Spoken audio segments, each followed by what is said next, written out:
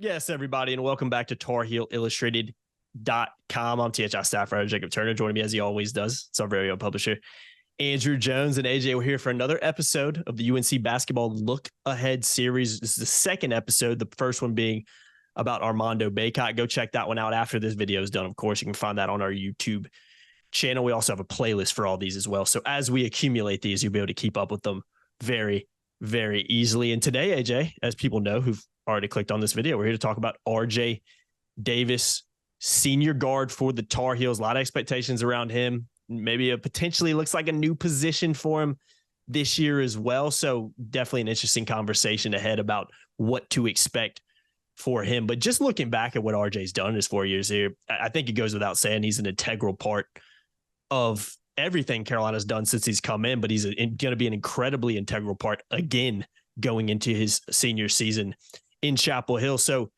AJ, when you think RJ Davis, before we kind of look ahead at him, what are the kind of first things that maybe popped to mind? Growth.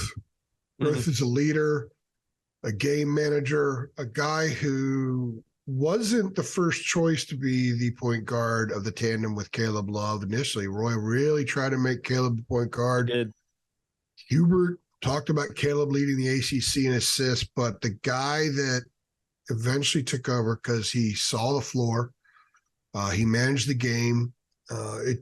He became pretty good at knowing when to drive, knowing when to shoot, knowing when to kick, that kind of thing, especially dealing last year in a situation where it was kind of stoic. There wasn't it was a difficult offense to run a year ago. Stagnant. We've articulated, stagnant as we've articulated a lot. I think he's the right guy there. A lot of Carolina fans, when they think about tough guy point guards who use a lot of elbow grease, they think of Joel Berry. And I think that RJ has a lot of Joel's qualities. And I covered Joel. I got to know Joel really well as a player, and dealing with him and kind of figuring out the way he is as a guy on that team. And I think RJ's got a lot of those qualities. I think RJ might be a little bit more talented than maybe Joel was. I think Joel was in a better situation. I think he was surrounded by higher expectations of wins from within and across the board. He was playing for Hall of Famer. RJ's been playing for a guy learning how to be a head coach in college. So there's been a little bit of that curve as well. But I really like RJ. I think RJ is a guy that is going to do very well at the shooting guard spot, finding his shots, catch and shoot. And one thing I'm really looking forward to seeing the first time he does this is when he's on the right wing and Elliot Cadeau kicks him the ball and RJ goes up the pump for the shot. And you have to defend him because he's going to shoot well from the perimeter. And he takes the guy off the dribble from the wing. We've seen him do stuff from the point before, but it's a different angle from the wing. And I think you're going to see some floaters. You're going to see lobs. You're going to see him get to the rim. You're going to see him suck in the defense and kick it out, be the point guard coming in from the wing, which I think is going to be one of the themes of this team. I think a lot of that's going to come from RJ. He's also going to be on the ball. Yeah. He might end up being the guy who's on the ball a lot in shot clock situations. So I like seniors. I love when guys stick around, and I really cannot wait to see what RJ's like this year, because I think all of the positive attributes in his game are going to be a notch higher. And I think the things that he struggled with at times will be at a higher level as well. He'll be much better at those things. And I think part of his struggles, Jacob, before I kick it back to you, part of his struggles a year ago were just sort of the fact there wasn't a great mesh out there. If there's fluidity and free movement, I think RJ Davis thrives. And I expect North Carolina's going in that direction this year.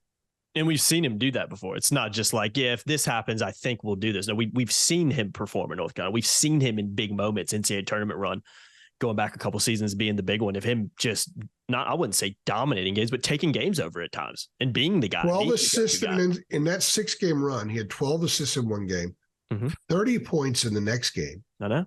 And then the national championship game, he had 12 rebounds, 6 offensive. So he dishes, he scores, and he grinds. I think he could be a better defensive player. And at times he's been really, in that run against St. Peter's, the defense he played against St. Peter's was the blueprint. That's Absolutely. How you play defense. So we've seen that, especially in a very comfortable, everybody knows their role, everybody's meshed. We've seen what RJ can be. And I believe that we'll see a lot more of that this year, coming from the 2 spot and also the 1 at times. But I'm as excited about seeing what he is from a journalistic standpoint as anybody else, because he's the one who might be forced to be a little bit different more than he has been the last 2 years. But I think he will handle it really, really, really well. Agreed. Couldn't agree more with that. Before we look ahead with RJ and kind of what his role will be, I want to give a shout out to our sponsor on this one. You guys know the name. Been with us for a long, long time, and just really excited to continue to partner with them. And that's MyPerfectFranchise.net. Andy Ludick, he's the founder and owner, long-term Rivals member as well, diehard college football fan, massive Mac Brown fan as well. And most importantly for this, AJ, he's a franchise veteran. He's owned multiple and still does franchises and businesses throughout his career. What he decided to do, just a little background, is he kind of got established in that game, and he kind of wanted to do something on the side to help others kind of get to a point where he was, because he was a guy who worked in the corporate world, didn't really want to do it anymore, and decided to open a franchise, open a business on his own. And he's been very, very successful with it. So once he got to a point where he was comfortable there, he decided, well, let me see if I can give back a little bit now. Let me see if I can get people to maybe that are in my position that want to get to where I am. Let me see if I can kind of help them along the way. And AJ, there's so many different types of franchises and businesses. Remind me again, doesn't he own like a porta potty franchise, and there's something else in there as well? Yeah, porta potty and dumpsters. Who would have thought? Who would have thought? Yeah. I mean, that's not what you think of when you think franchise. You think McDonald's, you think fast food chains, you think like a Jiffy Lube, maybe, you know. Imagine being the guy that makes these for like press credentials and stuff. He's a millionaire. And there's stuff's out there everywhere, and Andy can get you involved in all that stuff. Yeah, you can kind of pick what franchise. So many different types is the moral of this, and you can kind of pick what you want to go to. And I think the number one thing with this agent, he's going to walk you through every step of the process in terms of learning how this business works, how you have to do it, some of the steps you have to take to get started and get going. And I think the biggest thing is, the coolest thing is, he doesn't make a penny unless you make a penny. So again, I mean, what do you really have to lose when you're doing this? This could be a great opportunity to start a side hustle. Maybe you just want to get out like Andy kind of did. You want to leave that corporate world and you want to do your own thing. Maybe you're in that perspective too. Whatever it is, whatever situation you're in, you can own a franchise and you can make a killing off of it. And again, having someone as experienced as he is and who has done it, living proof of that, knows exactly how this process works, to walk you through every step is incredibly invaluable. It makes your success rate just that much higher. So guys, check him out at MyPerfectFranchise.net. And I always say this, but if you do talk to him, make sure you tell him THI sent you, but talk a little Mac Brown with him as well, because I think he'll enjoy that. Massive Texas fan, has a lot of reverence for Mac Brown, and obviously with what he did there. So check him out, MyPerfectFranchise.net. Links in the description below. Got nothing to lose. Get started. Talk some Bryce Young with him too. Yeah, see what he thinks about that as well. That would be a fascinating. Not Bryce Young. I mean, Vince Young. Excuse me. Yeah, Vince Young. Excuse me. I was like Bryce Young. That's right. It's all the Panther stuff out there right now. So Vince Young, excuse me. Even all of the Panthers wire, reading too much up on the Panthers. Andy's not going to be a sponsor anymore after hearing that. Yeah, he's done. That sponsorship's dropped, man. I have to cut this one out before this one goes live. But again, links in the description below. Head on over there. Find your perfect franchise at MyPerfectFranchise.net. Big thank you to Andy. Looking ahead, AJ, I think the major talking point and the thing that Carolina fans are talking about is the addition of Elliot Cadeau. We've talked about it a lot. We expect him to come in and be the starting point guard for North Carolina, which means that's RJ's position. He's got to go somewhere else. He's not going to be a guy on the bench. He automatically, assuming in what we know and understand, is going to move to that 2-guard position. I'll go ahead and just ask you straight up, is that a concern, moving a guy that started and played a lot of point guard at North Carolina, been kind of your guy over the past few years, moving him to a new position, something he's going to have to adjust to, and putting your trust in a really, really talented guy in Elliot Cadeau, but a guy who has zero experience at the college level? Is that a risk? And, is that maybe a concern for RJ Davis? Could that maybe lead to a lack of production from him, especially early on, as he kind of adjusts to this new role and maybe being off the ball a little bit more than he's used to? Well, if Elliot isn't very good in practice, then he won't start at the point, and RJ would be the point. So I think if Elliot's really good and is as advertised, and everything I've heard is he is as advertised, then it's going to make everybody better. Everybody on the floor. When you got a point guard that will find you, that's got the vision and awareness that he has and the ability to make those plays, then everyone's going to be better. As far as RJ goes, he's a basketball player. He's a really good basketball player. He's a guy that could shoot. If he's healthy, then he should be really good regardless of where he is on the floor. Remember last year, there were 2 periods during the season in which RJ had, finger issues, and he had bandages on his finger. And I'll never forget, he struggled like the first 7, 8 games, whatever it was last year. He was under 30%. And then he takes the bandage off or the tape or whatever it was, and he starts going nuts. Then he re-injured it at Syracuse in that game where he was, if you were to put little like red X's all over him where he was ailing after that game, he would have been nothing but red X's. He was banged up big time, and he re-injured a finger that night, and he didn't shoot well after that. In fact, he was shooting over 50% from 3 in between that period where he took tape off and then got injured again in the Syracuse game.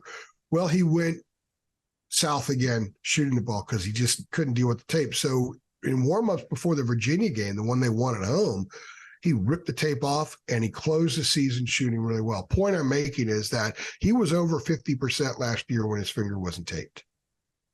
And he was below 30% when it was taped. So if he goes to a full season this year with no tape on his finger, as a 2 guard, as a guy whose job is to catch the ball and shoot, and he's not shooting off the dribble in late shot clock situations, and when an offense is stagnant and teams have broken it down because they know what you're going to run and guys are having a tough time getting open and there aren't great options out there.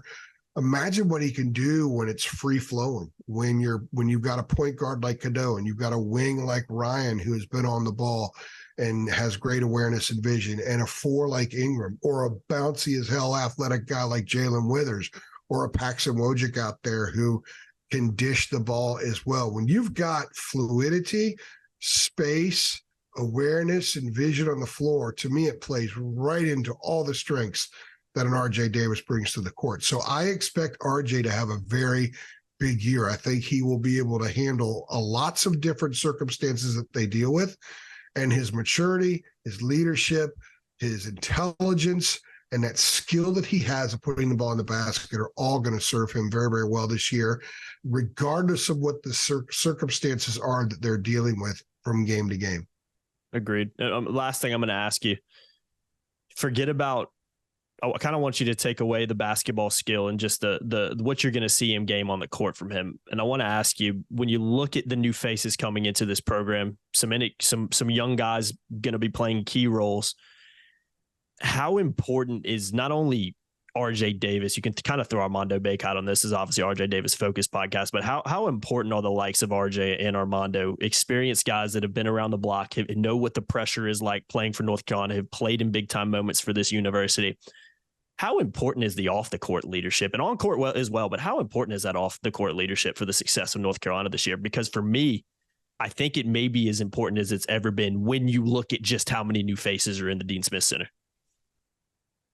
One of the reasons Kansas won the title 2 years ago is because they had a bunch of guys in that program that were totally bought into playing for the front of that jersey and playing to be a part of that history that is Kansas basketball. When you think about RJ and Armando, they could have gone anywhere. Every school in America would take them. They came back. They sat there and watched a lot of their buddies leave. And they stayed. And when you ask them about why they stayed, Armando has been open for a while about, I want my jersey up there. I want to hang a banner. He's more vocal about those things. He wants to have his place in Carolina history, and he already does as the all-time leading rebounder. RJ wants that too. RJ wants to win there. He likes going to school there. His girlfriend is people know who she is. She's in school there as well.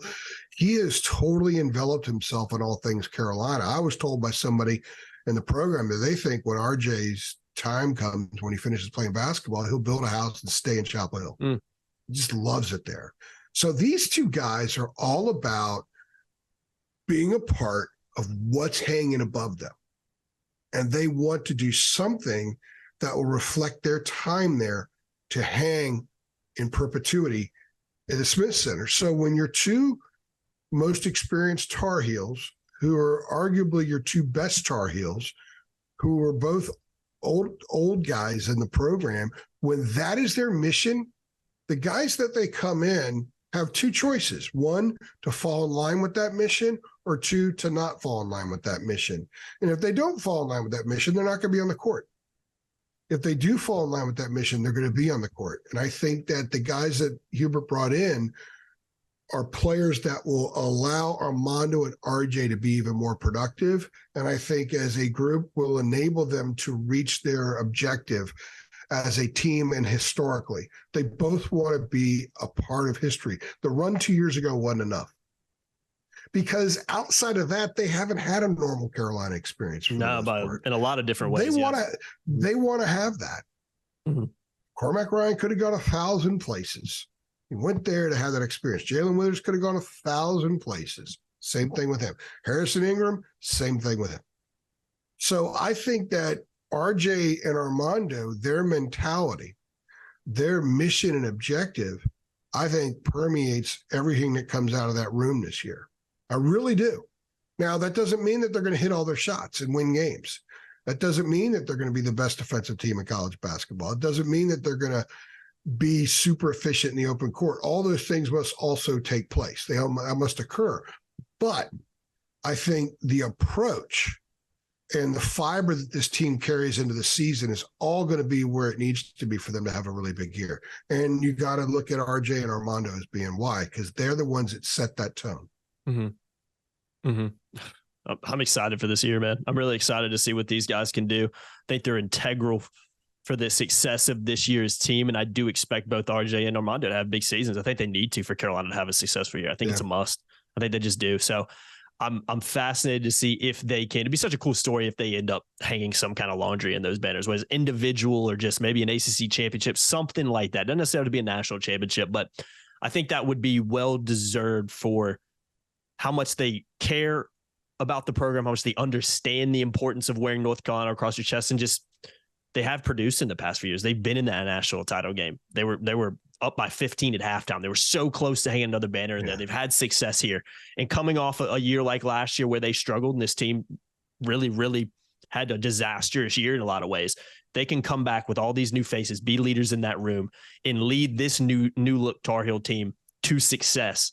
I think that would just be an awesome story, not only from a journalistic perspective, but for Carolina fans everywhere. So really, really fascinated to see what happens this year. And again, we'll be there every step of the way. So make sure you keep it locked to TarHeelIllustrated.com. You can sign up to be a premium member, just $8.33 a month. Links in the description below. You can become a Carolina insider too. So go ahead and do that. Come join our awesome community. Again, links in the description below. And a big thank you to MyPerfectFranchise.net and Andy Ludicky for continuing to sponsor us. And he will be sponsoring all these look ahead pods moving forward. I've been Jacob Turner. He's been Andrew Jones. Another episode of the UNC Basketball Look Ahead Series. If you're excited about the year RJ's going to have, you think he's going to be a big time player for the Tar Heels, go ahead and like this video below. I'd expect to see a good amount of likes on this one, wouldn't you, AJ? Based on that one, I think we can go ahead and hit that like button below. I think that's a no brainer. Should be anyway. Yeah, it's you and me doing a podcast. We should hit that like button, man. The likes help. I know a lot of YouTubers say this, but they really do help. They help with the algorithms that I don't understand and getting our content out and more exposure. So the more you like it, the more you share it, it obviously isn't going to hurt us. So go ahead and do that. Make sure you subscribe as well. Hit the notification bell too, because we do upload a lot. So you'll be notified every single time that we upload. Appreciate you guys watching. See you on the next one. Thanks.